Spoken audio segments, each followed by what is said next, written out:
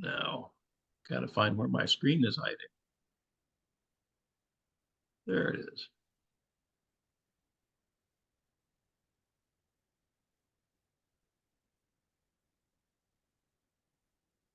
Okay, hopefully the slides are up there. Okay, let's go to the Lord in prayer.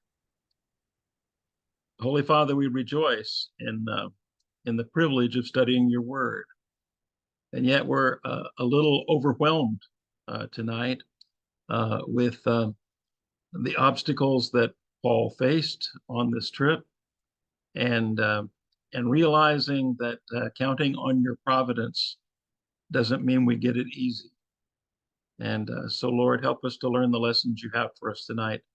In Jesus' holy name, amen. So, you know how movie advertisements and book covers tend to have blurbs to get you to pay attention? In fact, I was privileged to write a blurb for an important book on game design at one point. And a few times my reviews of computer games were quoted in game advertisements. So as I was preparing this study, a few phrases jumped out on me regarding Acts 27:28 and the voyage to Rome. The Pentecostal scholar French Arrington calls this one of the most dramatic sections of Acts. And the revered F.F. Bruce called it as graphic a piece of descriptive writing as anything else in the Bible. And emphasizing the facticity of it, Peyton Gloag wrote, in no writing of ancient times, which has come down to us, have we in so small a compass such a minute description of a voyage as that contained in this chapter of the book of Acts. And carrying on with the tradition with which we started, the early 20th century commentary by Folks Jackson says, among the finest pieces of descriptive writing in the New Testament. And in fact, the commentary that I grew up with as a young minister observed there is no other part of the New Testament that can equal its vividness. And I guess they're primarily talking about realistic details and the human drama that's going on in this. But it may be that it's that very vividness that's caused some people to doubt the historicity. Some, like Vernon K. Robbins, have pointed to the fact that shipwrecks were such common occurrences in ancient writing that other ancient writers parodied them. It's a lot like watching Asian dramas.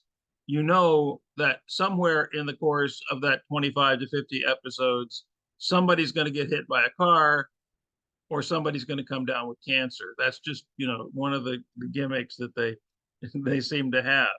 And Robbins was saying shipwrecks are often a gimmick in ancient writing. But the truth is, Luke's account is more accurate than Pliny the Elder's account of a voyage at the same time, or even Ptolemy. They know about the relation of Cauda to Crete, which Pliny and Ptolemy did not. And others have said, like the German scholar H.J. Holtzman, that this is one of the most instructive documents for the knowledge of ancient seamanship. And even such details as the name we'll run into later for the north easter wind, Euros, which means east in the Greek, and Aquila, that means north, just, adds credibility, because this is an old mariner's term that's attested in Latin inscriptions. And also, when we get to the actual shipwreck itself, the the detailed description of throwing out the four anchors to stabilize the stern, and the fact of undergirding the ship, which I'll try to remember to describe to you, and the reality of reducing sail in such conditions is something that an alert eyewitness definitely would have observed. So it seems very clear to me that this passage is an eyewitness account, as Eckhart Schnabel argued.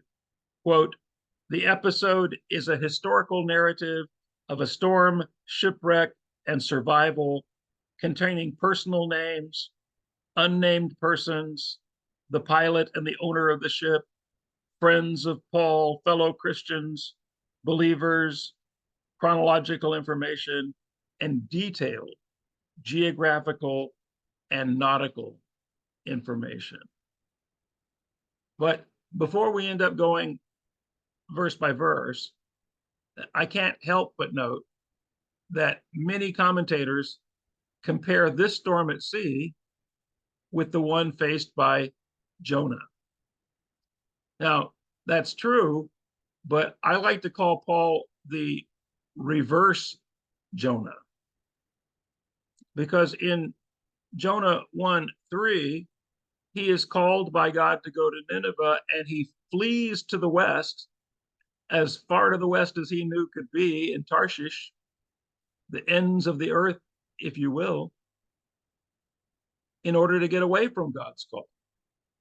Whereas Paul is following God's call when he goes west, and the result is that the gospel is preached to the west unhindered in chapter 28, verse 31, that last profound verse in the book.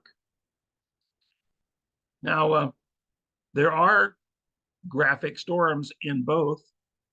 In Jonah 1, verse 4, it's called a great storm.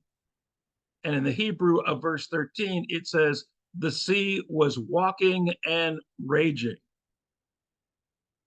And in Acts 27:14, it describes what is often translated as tempestuous winds, but it really is the word from which we get typhoon. And so what we're talking about is a swirling typhoon-like wind that's coming upon them.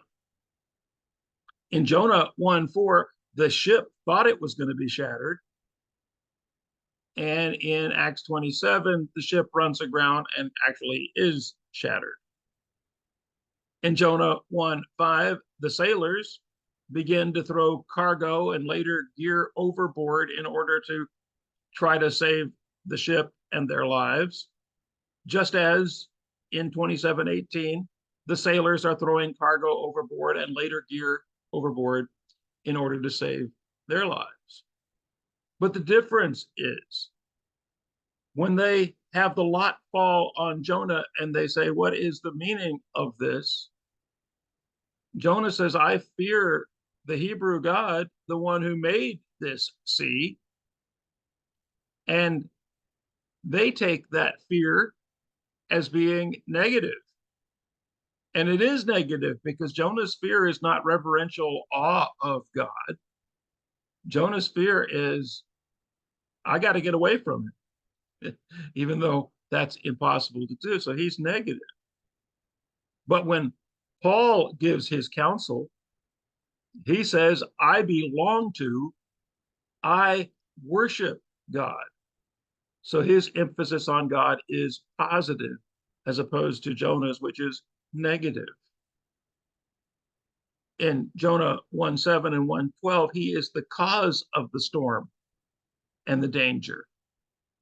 But in our chapter, in 23, follow away, he is the cause of salvation and protection. And whereas in Jonah 1:15, the crew is saved after Jonah is tossed overboard, in Acts, the crew is saved when Paul tells them, instead of doing that dangerous maneuver with the boat, let those who can swim, swim, so that those who can't can float on the wreckage. And so his counsel, his advice was able to save everyone on that ship. Whereas Jonah's advice of throwing him overboard did save everybody on the ship, but it was a negative thing. As Williston Willimon says, in the story of Jonah and his tough sea voyage, the presence of a reluctant prophet endangered the lives of everyone on the ship. Paul is no reluctant messenger of God, however, and his presence is the avenue of salvation for all on board. So, also, since we've already mentioned how detailed the account of this voyage is compared to other travelogues in Acts, we might answer another question. Why did Luke spend so much effort in describing this journey compared to other journeys? Well, on a simple level, it's just a dramatic way of demonstrating the providence of God as God brings Paul over many, many obstacles as Paul tries to do God's will. But on a more complex level, Luke may have used the opportunity that was provided by describing the sea voyage and the shipwreck to answer those people who still had a question about why Paul needed to be tried in Rome if he was really innocent of sedition. So, by demonstrating Paul's perseverance in the face of both human resistance and natural disaster, Luke demonstrates it really was God's will for Paul to go to Rome. So, the purpose of this detailed sea voyage is designed to vindicate Paul's reputation while at the same time affirming Paul's mission to take the gospel to the whole world. So the message becomes, quote, nothing can stop the gospel, end quote. And it also reiterates that the gospel is for all peoples, because we end up at the end of chapter 28 with Paul quoting from Isaiah and warning about eyes that won't see and ears that won't hear, even as once again the Jews are rejecting. But at least over 2 years of house arrest, Paul is preaching the gospel unhindered. And it shows that through God's providence, through God's servants' obedience and sacrifice, the gospel will even penetrate the heart of the evil empire. So, as we start our journey in verse 1, it's probably a good idea to look at the pronouns. The we, as we've said before, is Luke's way of saying he's involved in this voyage, even though some scholars note that there are ancient authors that used the we form to put themselves into the story for dramatic effect, as though they were there even though they weren't. But since Luke doesn't always use we, my preference is to believe that these are specific times that he wants us to know that he was an eyewitness. Now, we don't know if this means that Luke was somewhere else before the journey started and then he joined. Someone has suggested that possibly he was gathering materials for the Gospels while he was in Palestine, and then he rushed to be with Paul there at the end on this journey.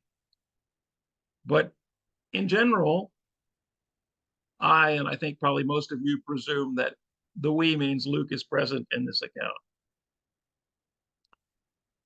Now, Sir William Ramsay hypothesized that because of the consist of prisoners, because, oops, not ready for that, because of the consist of prisoners, that the ship wouldn't have allowed any non-prisoners to come except as slaves.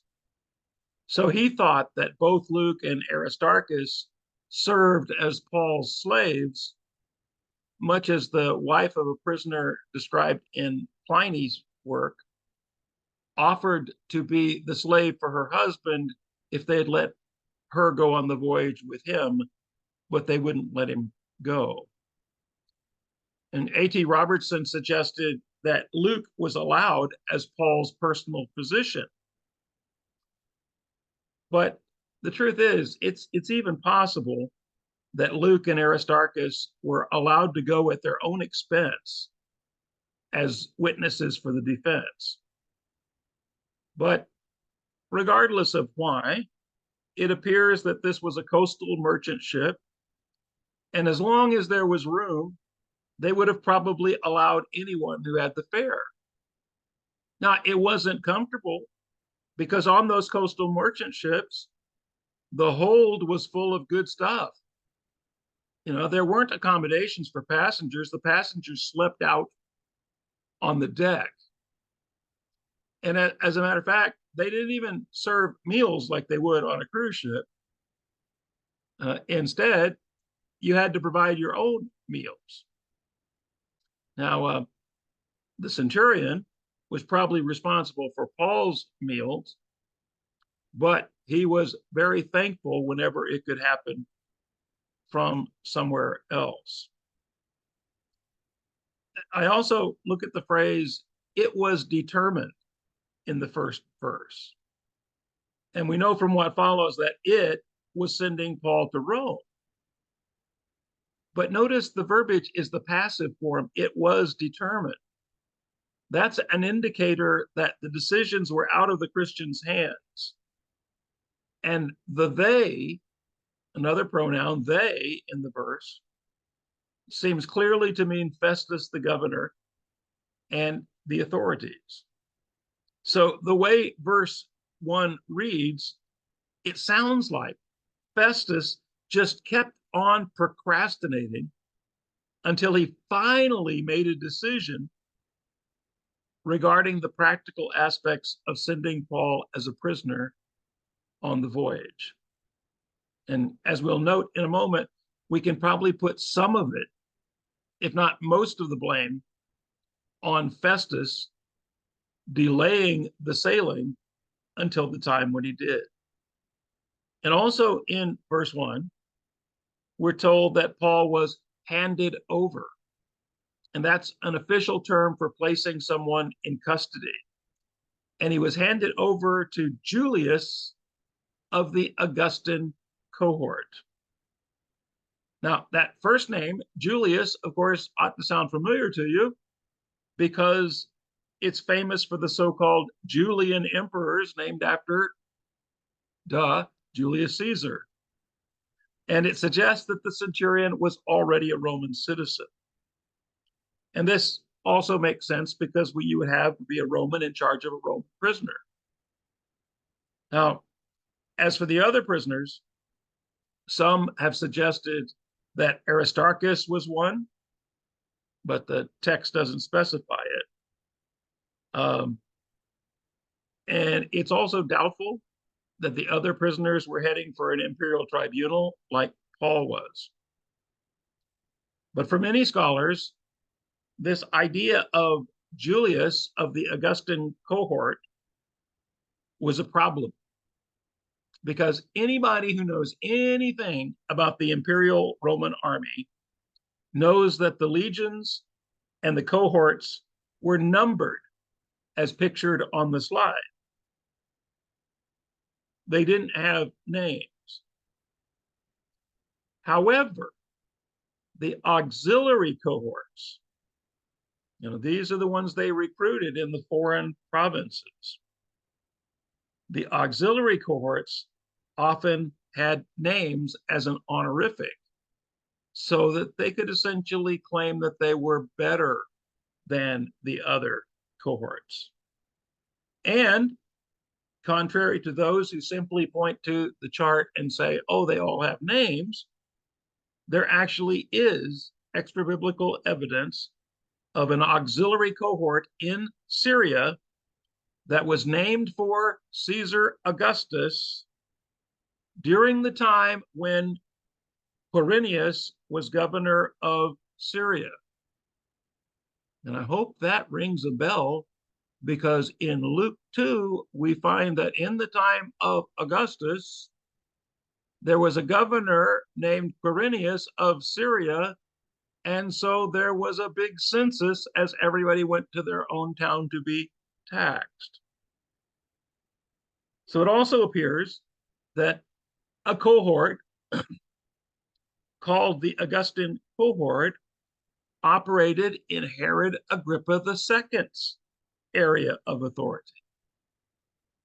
And who was it that heard Paul in the last chapter? Herod Agrippa II. So it makes sense that the Augustan cohort would be nearby. So Ramsey also suggested that there might be special officers associated with a courier corps that provided official communication between the emperor and the outlying provinces, but there's not really any evidence to this effect.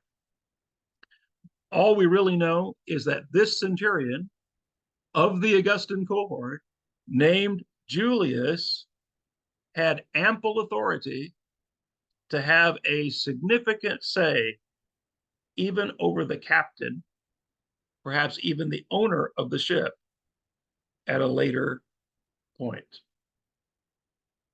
Now, the text doesn't specifically say that the ship embarked from Caesarea. But since Caesarea had a bustling harbor and Paul had been imprisoned there, it seems like a probable explanation. We do know that the ship is from Adramatium. And if you look on your map, Adramatium is right up, at the point of Turkey where ancient Troas is just north of it. Why is that significant? Troas is where Paul had his Macedonian vision. And it was from Troas that he goes across the strait, as we'll see later, to Neapolis, which was the port of Philippi, where he began his ministry. So the text does tell us that the ship intended to take a coastal route. In fact, it was to take the route to the east of Cyprus, as verse 4 will tell us, using Cyprus to block the storm winds from the north and the east.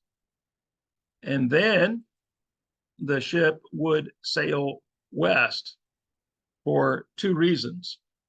One, they could follow the coastline instead of having to navigate in an open sea. And two, the mountains of Cilicia and Pamphylia would serve as a windbreak from intense normal storms. Now, as I said, it appears the plan may have been to go east of Cyprus here, south along the coast of Turkey, protected by Cilicia and Pamphylia, and then follow the coastline after Myra up to Adramitium, and then go across to Neapolis and take the Via Ignatia down to Brindisi and then cross the Adriatic Sea instead of the Aegean. So this seems to have been the plan if they were going to take the coaster as far as they could. In fact, if Aristarchus, who's specifically mentioned as being from Thessalonica, was actually planning to go home by this route instead of going all the way to Rome with Paul, this would make sense. And it would also explain why Aristarchus isn't mentioned again in Acts. But since most people believe that Colossians and Philemon were written while Paul was in prison in Rome, and Colossians 4:10 calls Aristarchus a, quote, fellow prisoner, then you either have to take that as a figurative reference, which might be okay since Philemon 24 only calls Aristarchus a fellow worker. But since even that reference to fellow worker follows immediately after a reference to Epaphras as a fellow prisoner, it might imply that being a fellow worker meant being with Paul in prison. I think Aristarchus was a prisoner heading to Rome with Paul, as per the evidence of Colossians 10 and Philemon 24. So we have Julius, a centurion, a Roman watching a Roman. We have certain other prisoners who probably were not headed for an imperial tribunal, but very likely being remanded to Rome to fill the gaps of previous prisoners who had died in the bloody gladiatorial games. And the games are being practiced over on the right-hand side there in the picture. Aristarchus, as I've said, probably a fellow prisoner with Paul, judging from Colossians 4:10 and Philemon 24. And then Luke says, us. By that, he includes himself and anybody else who is traveling with them at the time, having an interest in Paul. Now, let's get back to the journey. Verse 3 tells us that the first stop was in Sidon. And here something very special happens. Julius allows Paul to visit his brothers and sisters in the church in Sidon. Either he was on his own recognizance or there was a minimal presence, maybe one soldier with him to accompany him. But the interesting thing is that Paul gets taken care of. And we specifically hear that Julius is being kindly toward Paul. So what does that really mean? Well, it may mean that after his prison time, Paul was experiencing some prison illness or just the weakness of being confined and not moving. And in that regard, he may have needed some medical treatment. But the word that's used can mean medical treatment, but it can also be taken literally as to take refreshment. So we don't know if Paul needed to be physically, emotionally, or spiritually refreshed, or all of the above. But we do know from the passage that Julius did see a need, and he thought kindly toward Paul and allowed that need to be met by the Sidonian brothers and sisters.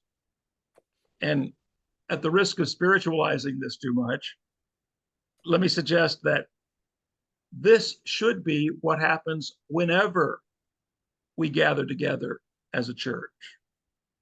We take refreshment, whether we need physical emotional or spiritual support from each other. Now, from Sidon, we get the specific word from Luke that they sailed east of Cyprus. Now, this might be a surprise to Luke because in the earlier season, when they came into Sidon, they had sailed west and south of Cyprus. But in both cases, they would have been using the island as a windbreak. So at this time of the year, which is in the fall, from September to November, you have a prevailing westerly wind. And at this point in time, in order to avoid being smashed against the coastline, you wanted to use Cyprus and what mountains or hills there were to serve as a windbreak so that you weren't getting the full blast of that wind. And then, so you would go up past that eastern tip of the island, and then you would start to move west across the southern part of Turkey, where you have Cilicia and Pamphylia. Now, at this point in time, what we have is they're going to Myra, but what we have is a square-rigged cargo ship. With a square-rigged ship, it is much harder to tack into the wind. Basically, back in the 16th century, when the Portuguese refined the caravels, they had both the square rigs for when you're sailing with the wind and the caravels, the triangular sails to be able to tack and to beat against the wind. But they didn't have that knowledge in the ancient world. They didn't even have it when the Chinese were circumnavigating the world. They had it much later. So what that means is that this was a very, very slow trip. Whereas normally you could have probably done it in a day or two. There are some manuscripts that indicate that from that point of clearing Cyprus to getting to Myra, it took them 15 days. Now, we do have some ancient accounts of that crossing against the wind, where it describes a trip along this coast where it says the ship worked slowly along the Cilician and the Pamphylian coast as the sailors availed themselves of local land breezes and the steady westward current that runs along the coast so that they could lie at anchor in the shelter of the winding coast. Look at all the little nooks and crannies along the coast.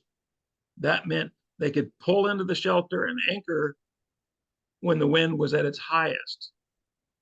So maybe in the morning when the wind wasn't as strong, they could make a little bit of progress. But,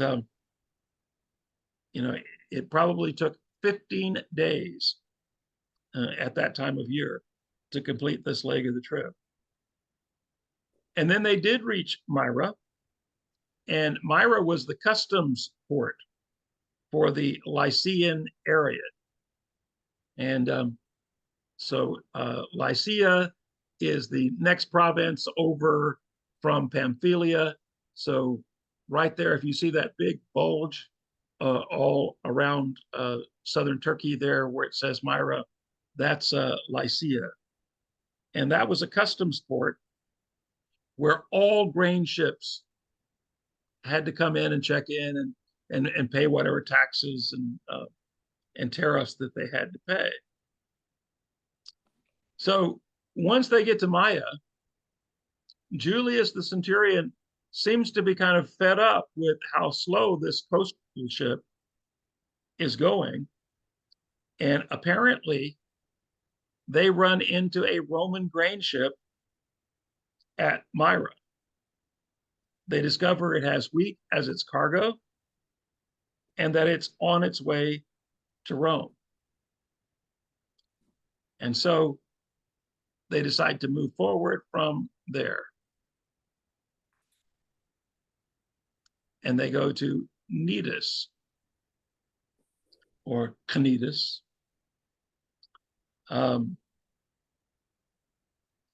They would use the strategy of the local land breezes, and they would cross in between islands and the land in order to try to just zigzag back and forth and make their progress.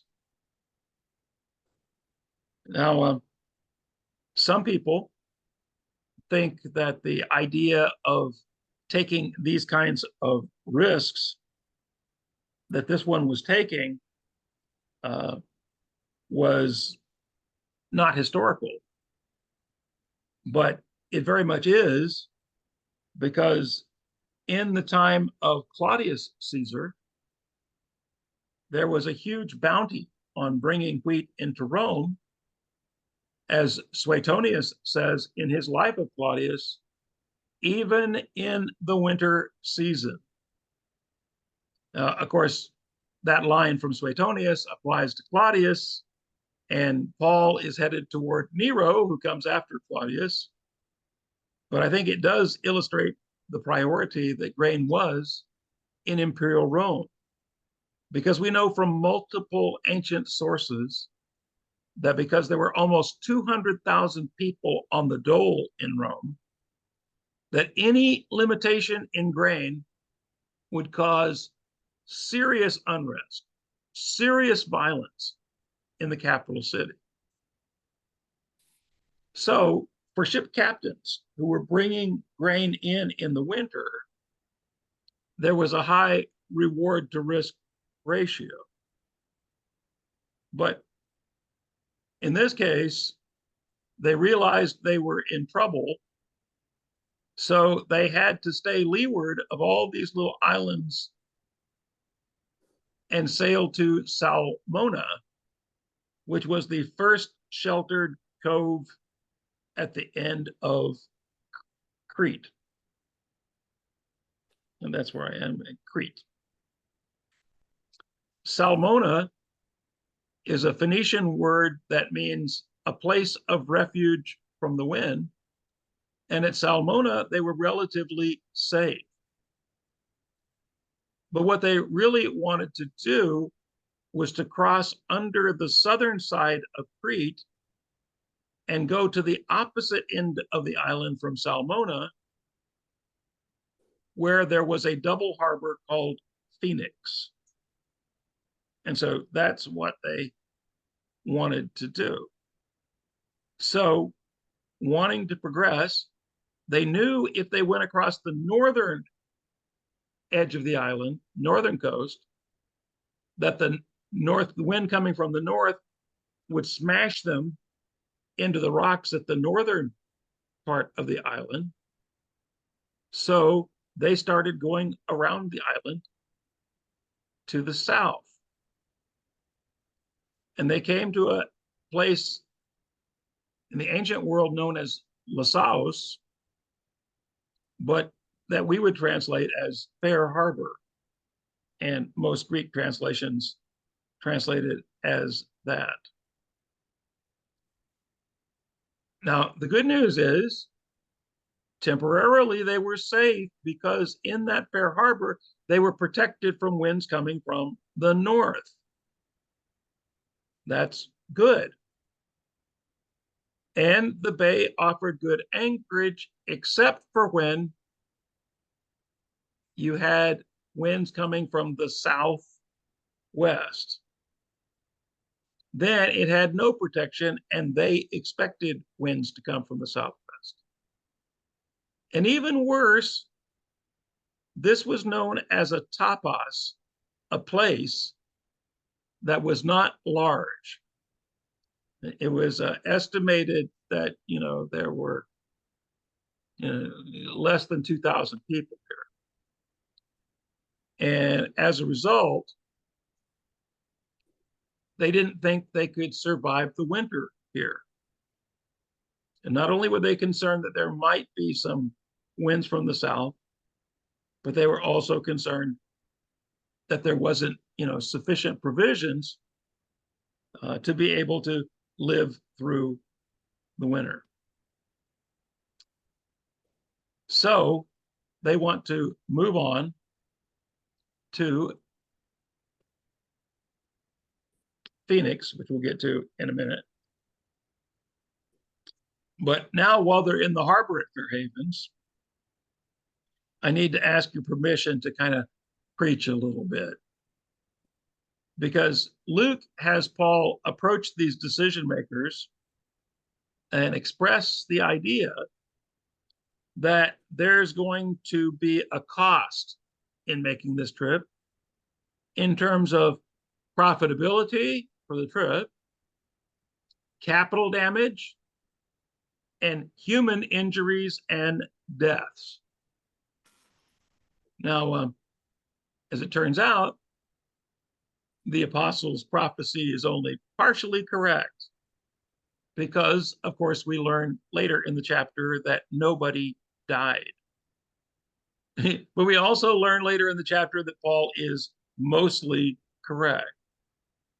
So how is Paul mostly correct? In verse 10, he says, the voyage will experience damage and great loss, but he also says they will lose their lives.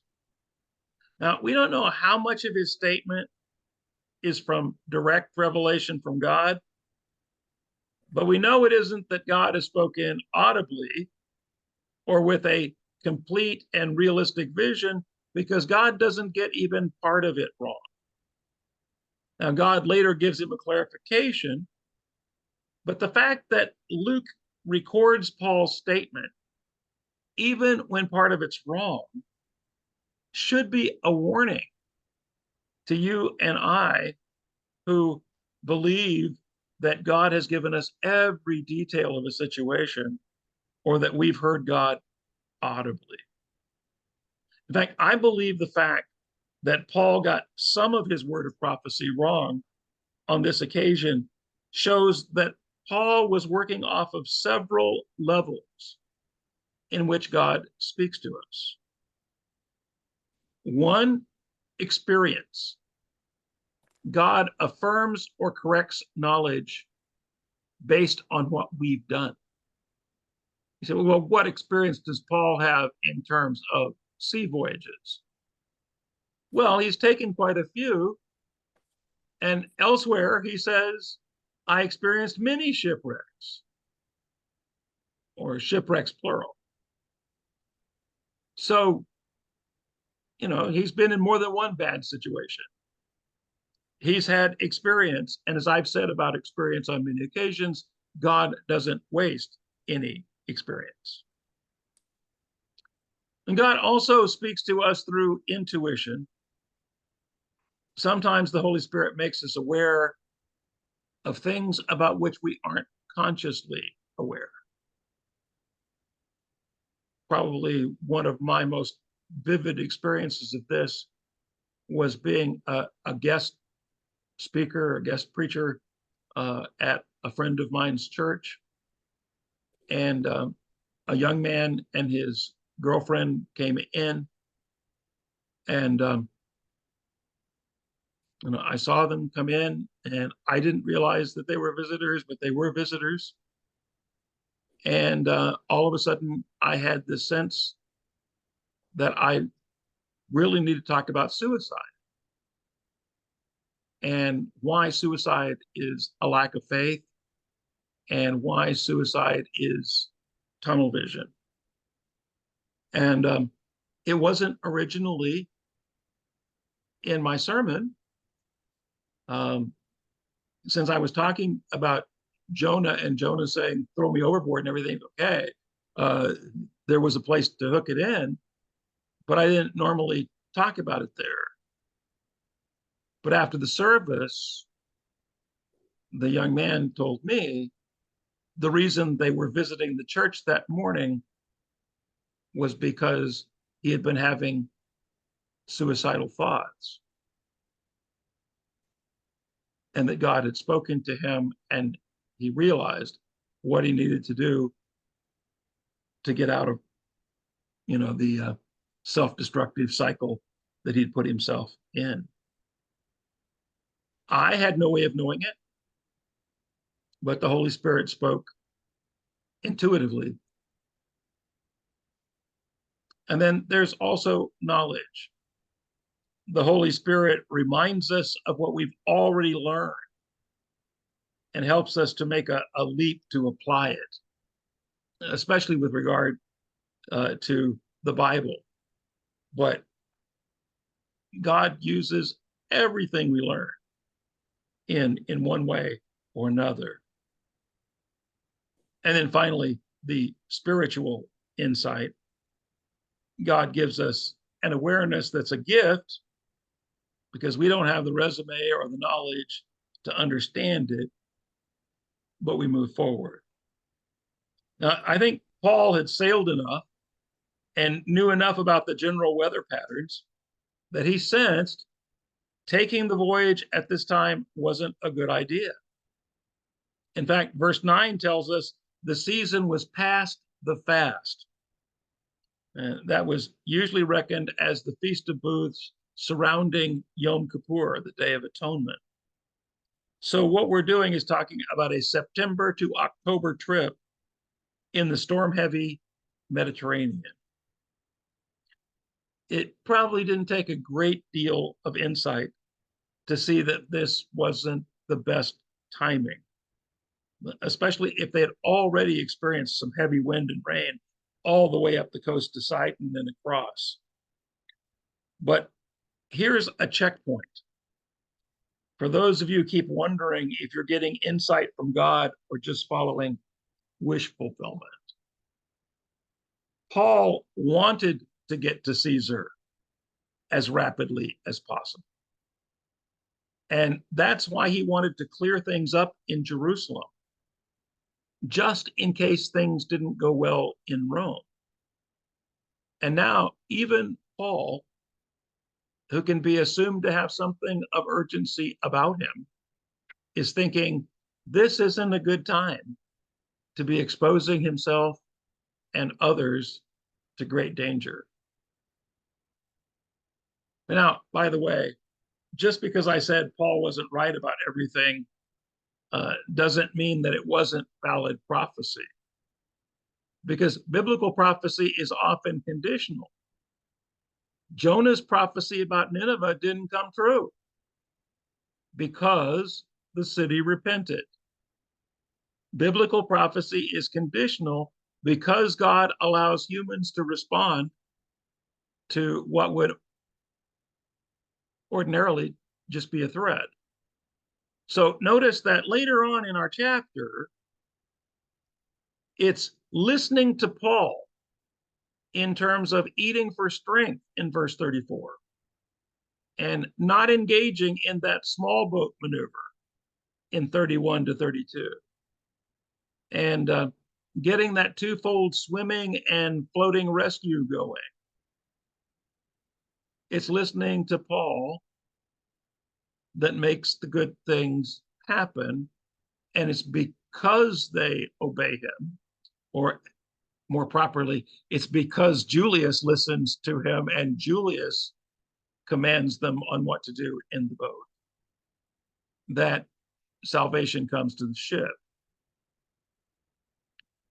But right now, Paul, speaking with these 4 ways God has given him perception about the danger of moving forward, shares it, but the centurion and all of the decision makers end up deferring to groupthink. They seem to assume that Paul doesn't know enough about the sea to make that decision. And so they decide to go on. Why? Well, maybe it was because of what we call in the modern world the sunk cost effect. They had already purchased the grain. They'd already made a contract to deliver the grain. Delays would postpone their profit. And so they felt like the risk was worth the reward. Or maybe, as Gloag suggests, they gave up the idea of sailing to Italy, but they thought if they could just shift their quarters and winter at the more commodious double harbor of Phoenix, that they would be okay. And on a good day, you could make it around that little hook at the end of the island and make it to Phoenix in just a few hours. There's Phoenix, but in order to get to that, you've got to go around this little hook. Oh, I forget you can't see my cursor. Never mind. So that's what they might have been doing. So let me make just a practical lesson here and we'll move on quickly. There are going to be times in your life of faith when you're going to be tempted to defer to the opinion of some professor, some consultant, some scientist, some philosopher, some editorialist, some politician, as opposed to what your brothers and sisters in Christ are sharing with you. There's going to be times when you're tempted to sacrifice the truth in the Bible because you can't figure out how to integrate it with the assertions of these professors and consultants and scientists and philosophers and politicians. So what do? Seek God in the Bible, seek answers in prayer, and find counsel in sharing with those who are honestly seeking. Well, those few hours didn't exactly work out the way they expected. Before they could clear that little hook at the end of the island and loop back to Phoenix, they faced what I mentioned earlier, what translators call tempestuous winds, in which I said in the Greek would be literally typhoon-like winds. And typhoon is appropriate because it's described as the Euro-Aquila, the eastern northern or the northeastern, which gives you the idea of spinning like a whirlpool or a typhoon, a whirlwind or a typhoon. So it's such a well-known weather phenomenon in the Mediterranean that that very compound word is found on an ancient map with a compass rose showing northern Africa, which is down below us on the map, on the southern part of the map. So what happens is, instead of getting to Phoenix, they end up being blown off course to the little island of Cauda. Now, Cauda was inhabited at the time, but the tempestuous wind was so much that they couldn't even risk landing on Cauda. So they were in a world of hurt. So here we are at Cauda, and they're caught in the storm at sea. And they end up securing the boat.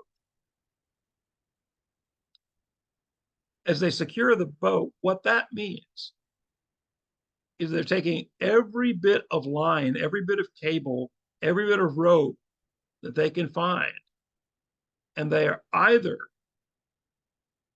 tying from the stern to the bow and pulling it as tight as they possibly can, and then running ropes around the hull so that you actually pull the hull together and hold the planks tight together so that the ship doesn't break up. This is how worried they are that the ship is going to break up. That they are tying from side to side and they're tying from stern to prow in that very way. And also, as we read on, not only did they undergird the ship, but they were so violently storm tossed that even though they probably made this decision to make money, they're now throwing the money making overboard. They're getting rid of cargo to try to save their lives. Let's remember Paul's prophecy once again from verse 10. It says there's going to be great damage. Well, here we have them doing damage control on the ship and throwing out the cargo, and there's going to be great loss. And there is already a great loss on the cargo, and they're very much afraid that they're going to die because look at what verse 20 says. All hope of our being saved was at last abandoned.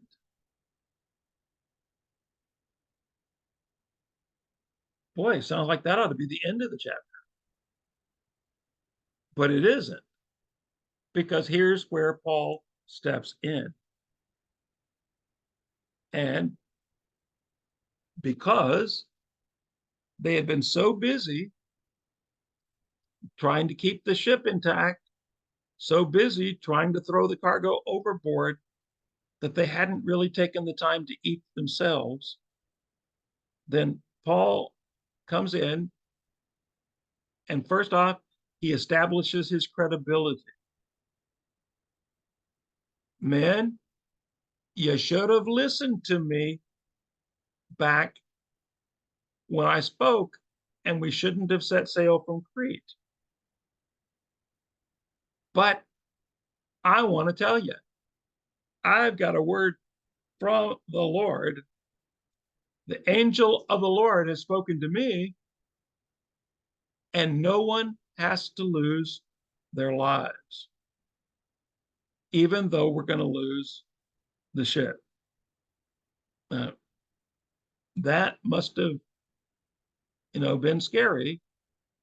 But having said that, they now follow his advice and actually do eat the food and strengthen themselves, and they struggle for 14 more days. And then all of a sudden they're taking soundings. In verse 20, you get to 20 fathoms. By the end of the verse, you're at 15 fathoms. And all of a sudden it's shallow enough that they're worried, not that the ship is going to sink, but the ship is going to go aground on the rocks. And so they do something significant here. They throw out 4 anchors from the stern. And what they're really doing with throwing out 4 anchors from the stern is that they're trying to keep the stern stable. Because if the stern moves, then the bow is going to. If the bow moves, then the ship is going to turn broadside to the waves, and the waves are going to crush against the ship and weaken the ship. So what they wanted to do was to point the bow into the waves and cast out the 4 anchors at 4 various points geographically so they could hold the ship in place. Since I know that Philip reads in F.F. Bruce's commentary, he's probably aware that Bruce warns us that people like to allegorize this chapter of Acts. And I couldn't resist at least bringing one of them to your attention.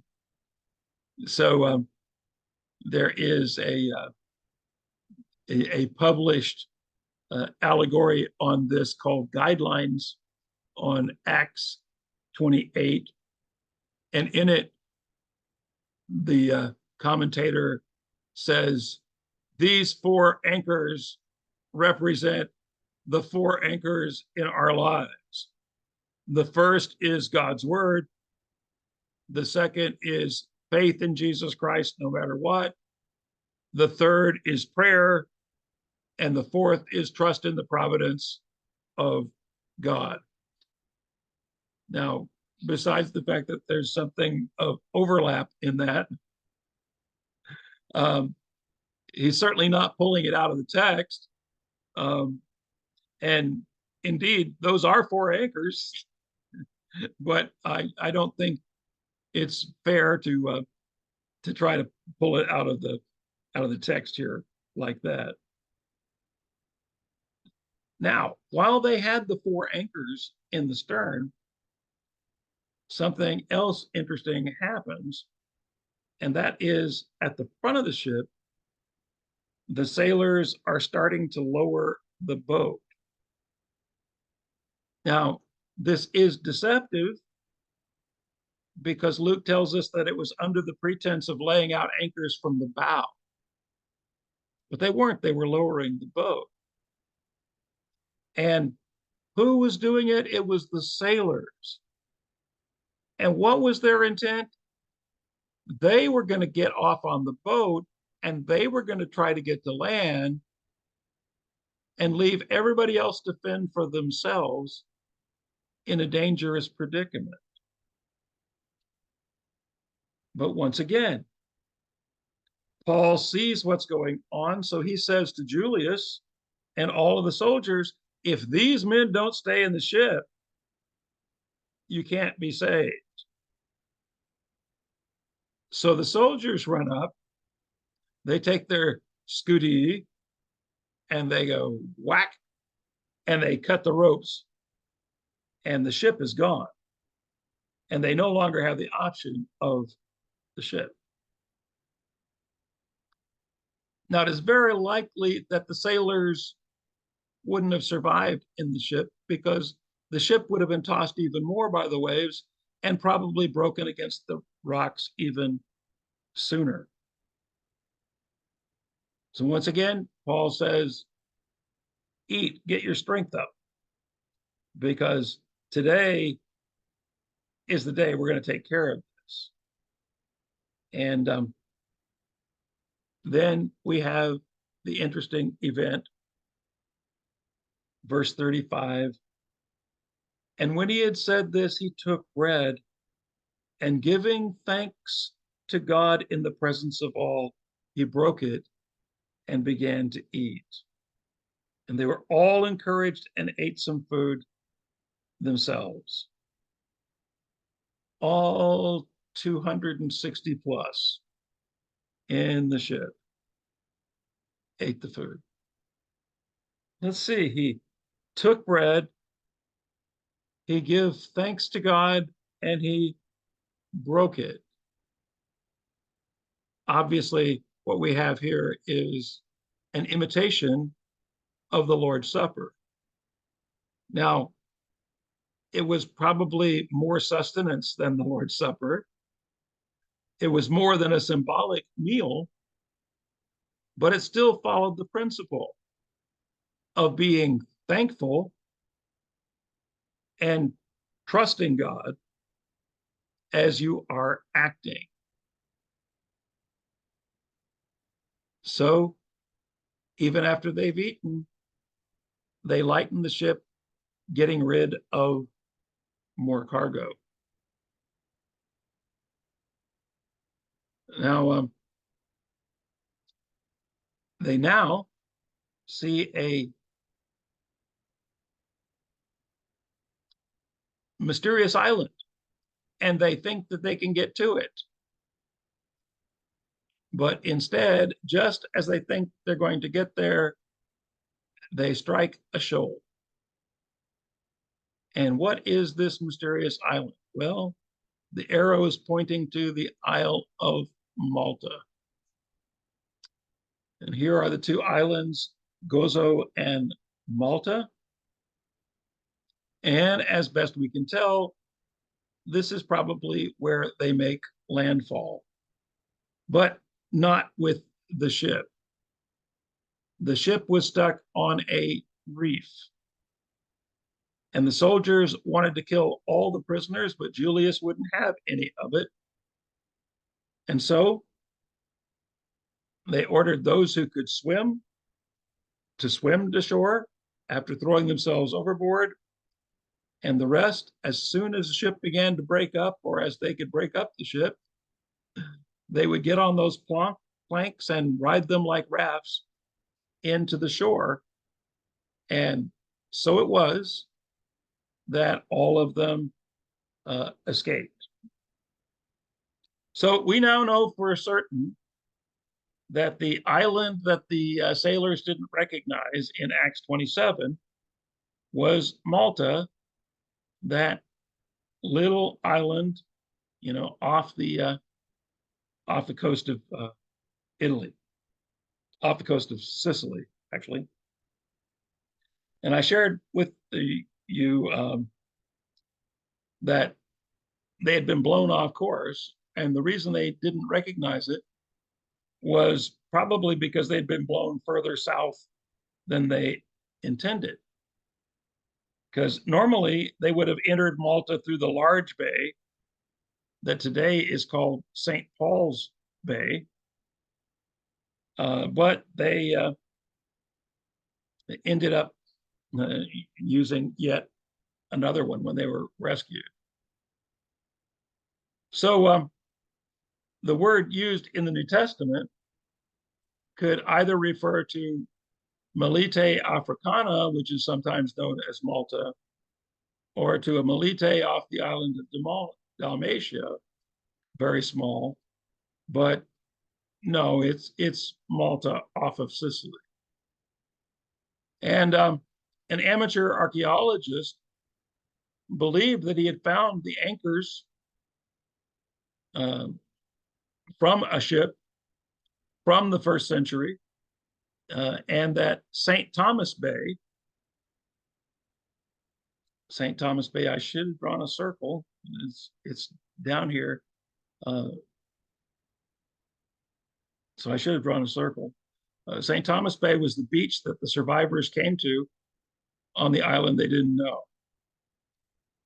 Now, unfortunately, he actually found 6 anchors instead of 4 that are listed in the biblical account. So there's no assurance that is exactly Paul's ship, but it still lets us know that that's what you did when you were about to wreck.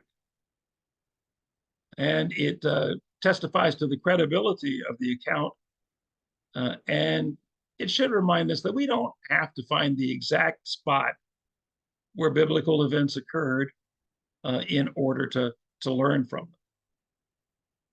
So since the location isn't what's important about chapter 28, what is?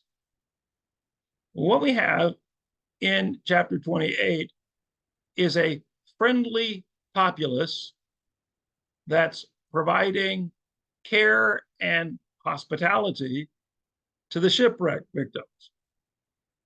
But the irony is that the word that's used for natives in the Greek is barbaroi.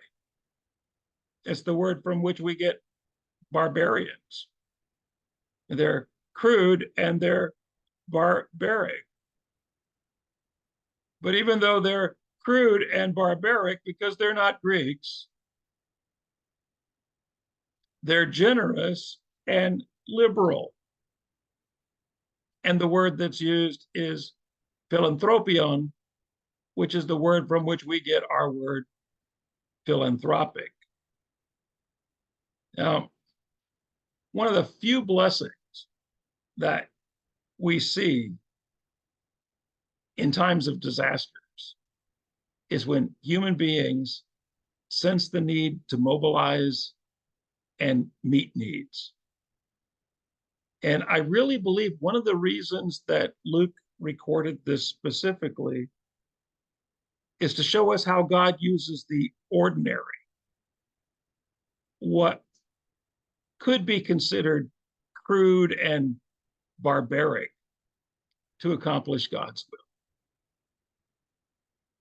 Now, we're comfortable with that. We love the fact that God uses the ordinary because it means we can be part of what God's doing and that we can control the organization and the pacing for managing that provision. But it's what comes next that's most interesting. Because as Paul is helping, see, he's not just saying, yeah, take care of us, get us warm, dry our clothes, give us food, take care of us. You know, they're not the lazy refugees. But as Paul is helping with collecting wood for the fire, he approaches the fire with a bundle of wood, and the heat from the fire awakens a slumbering viper, which immediately fastens itself onto Paul's hands. Now, you've heard the old cliche, biting the hand that feeds you. Well, Paul wasn't feeding him, but Paul was doing his part to respond to the hospitality of the natives. He's simply demonstrating his gratitude to those, quote, barbarians who have built a fire to rescue the survivors from exposure. He's doing exactly what he's supposed to be doing. He isn't seeking to do something special or out of the ordinary. He's seen a need and he's meeting it. Now, that's a key idea. Hang on to it. He sees a need and he's meeting it. Now, let's look at the crowd's reaction. When the serpent first bites Paul, they make an assumption, much like a lot of people do today without realizing. They say it's bad karma, that he brought this problem on himself. They say he must be really bad to be going through this. Some even make the story really big. He must have been a murderer. And what is their basis for this? Because he was saved from the sea, but justice wouldn't allow him to keep on living. At least that's what they thought. Now, why does Luke tell this story? Is it because Paul works a miracle?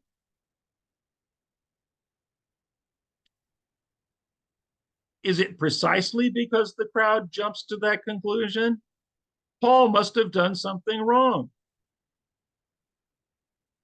Just like we sometimes do when we hear about somebody going through a rough time, we go, oh, they must have done something wrong. But no. Instead, God's going to do something totally miraculous. God is going to heal him of a viper sting that would normally take care of it.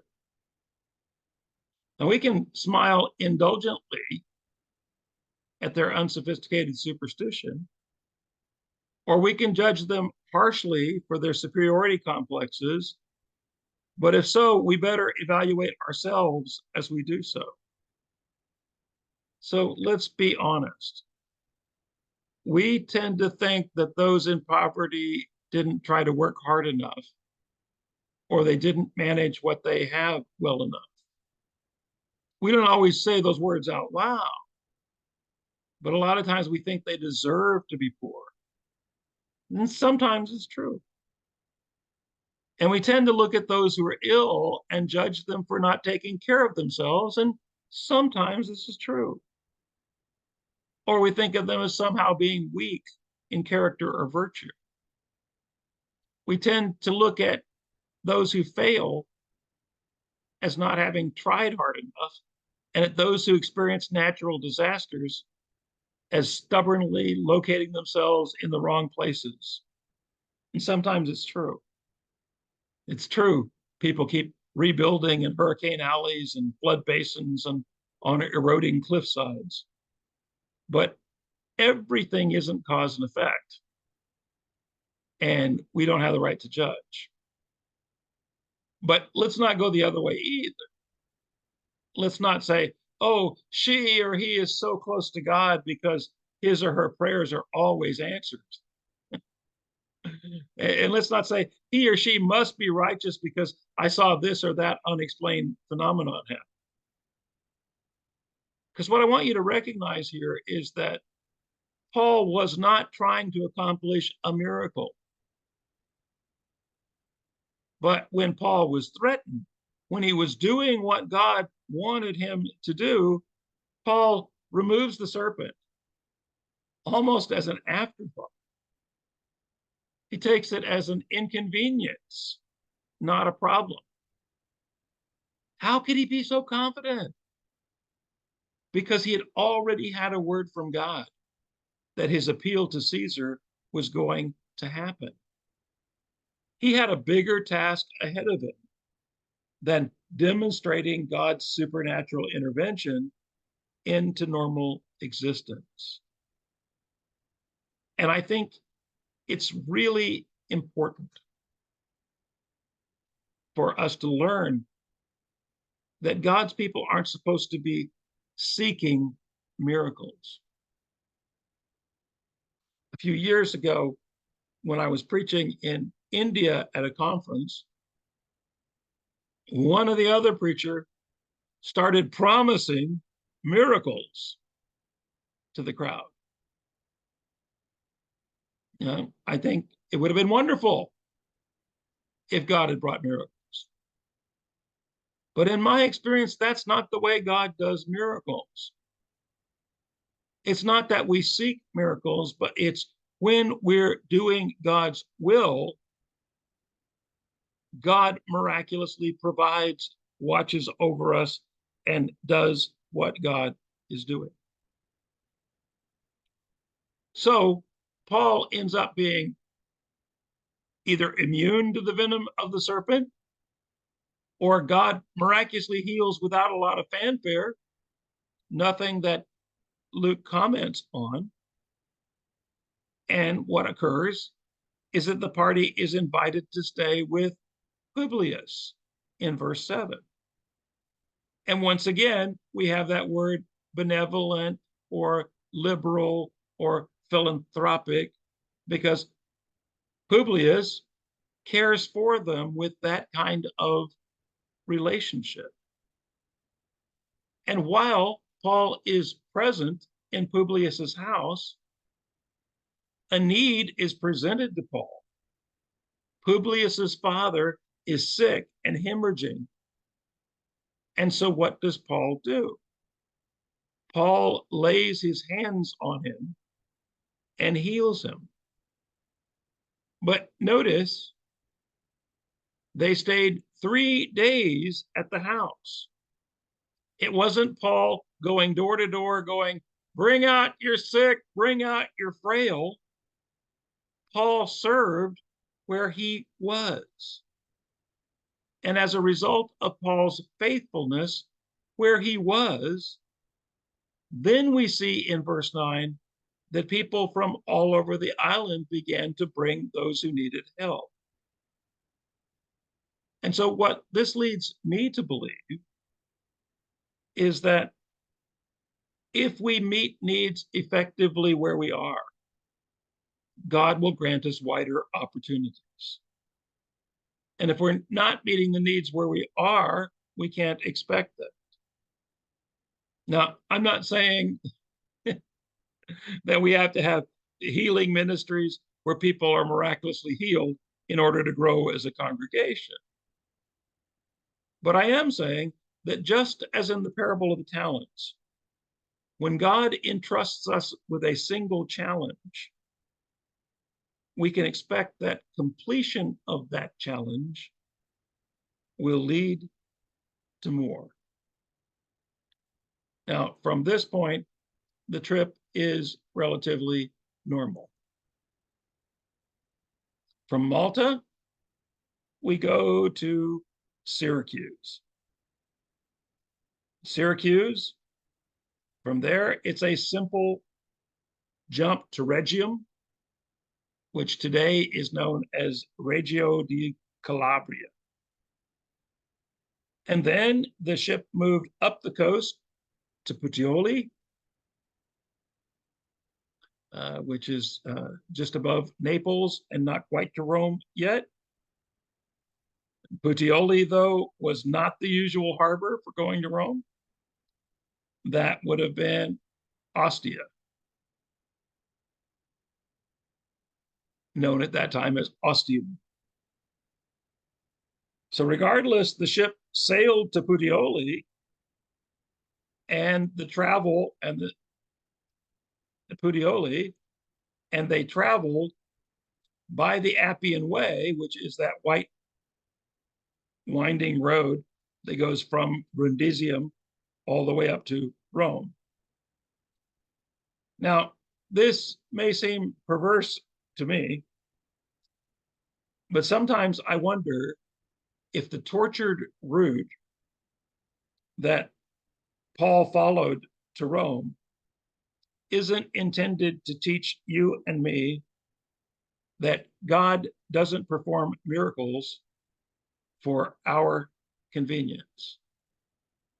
Surely the same God who healed the sick, cast out demons, and protected Paul from poisoned serpents could have given the apostles safe passage. But at least by the time the party had been shipwrecked, surely couldn't God have taken them directly to the most convenient harbor in Rome? Would it have been too much to ask for? And then, to add insult to injury, when we get there, we don't have Paul immediately taken before Caesar to plead his case. Look what happened. The first thing to happen to Paul in Rome was he was consigned to 3 days of solitary confinement. And did you notice that's the second 3 days in this chapter? He was 3 days with Publius before he healed the father, before the father essentially didn't die. And now he's 3 days in solitary confinement, the sign of Jonah, 3 days in the belly of the great fish, and like Jesus, 3 days in the grave.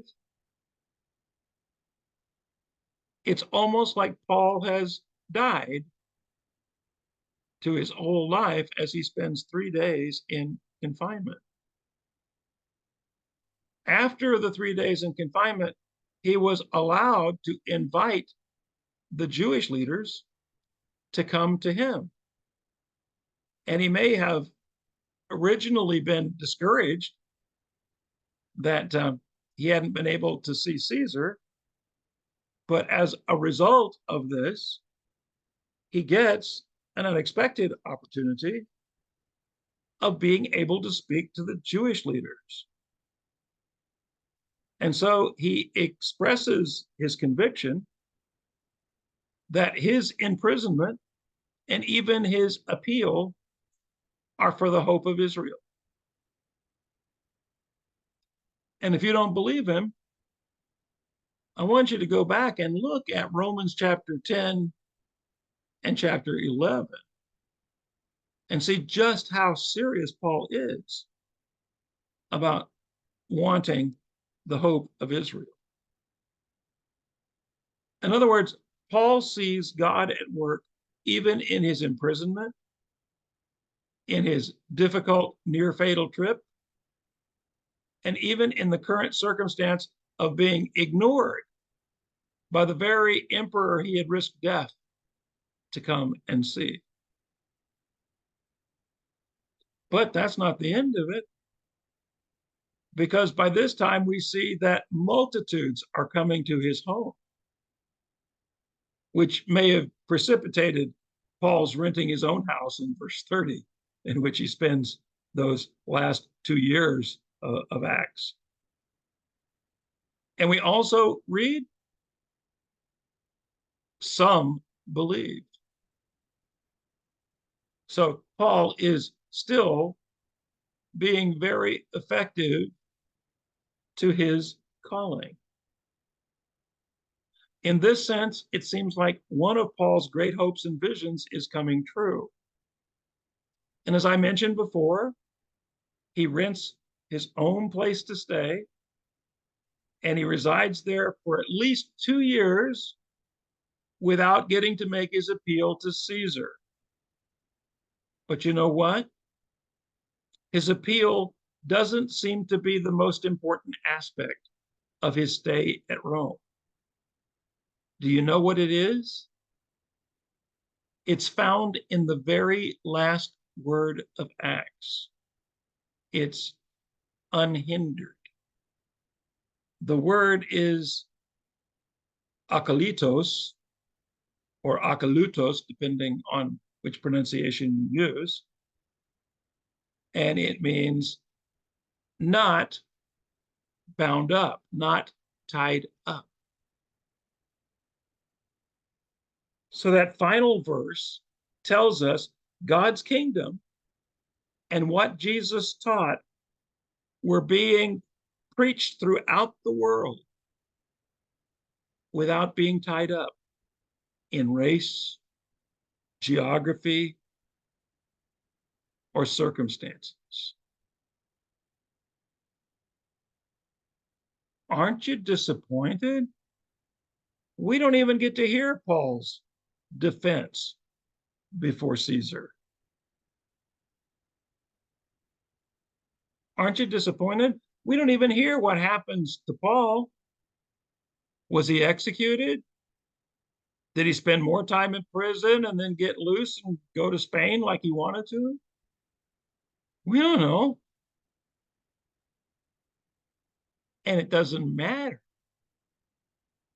because what Luke is talking about is the spreading of the gospel. And he's saying from this point on, it's not tied up. It's unhindered. And that's the great message of Acts. And that's the great message of these 2 chapters.